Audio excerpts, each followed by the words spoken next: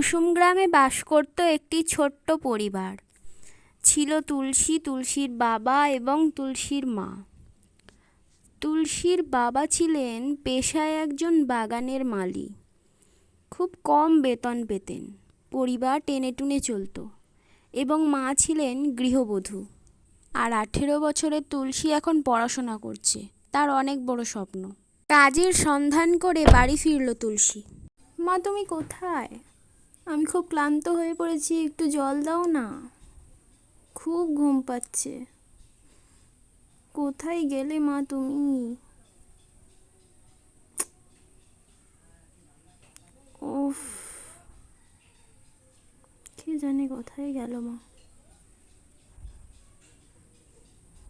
কি গো তুলসী, তোমার মেয়ের বিয়ে দেবে না?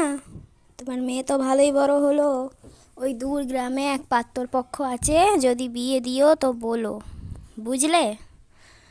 সবই তো বুঝলাম কান্তা দিদি, কিন্তু আমার মেয়ে যে বিয়েই করতে চায় না। ওর মনও ভালো, পড়াশোনা করে চাকরি করবে।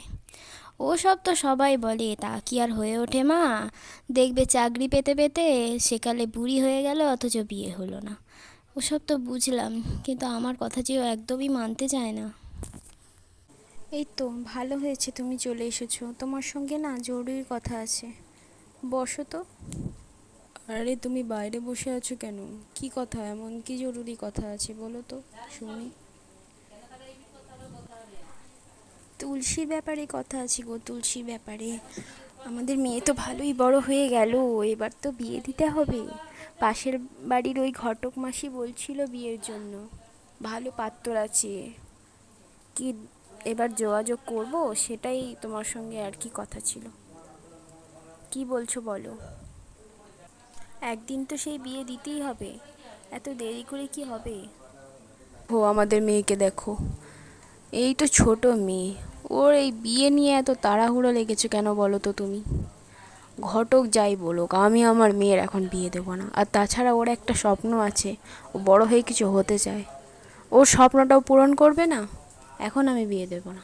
মা শোন না, তোর সঙ্গে কথা আছে।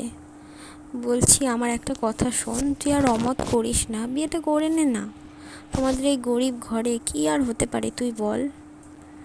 না মা, আমার অনেক বড় স্বপ্ন আছে, আমি এখন বিয়ে করব না। বাবা তো বলেইছে, তুমি কেন জোর করছো মা? এরকম করো না, তোমাকে বলেছি না।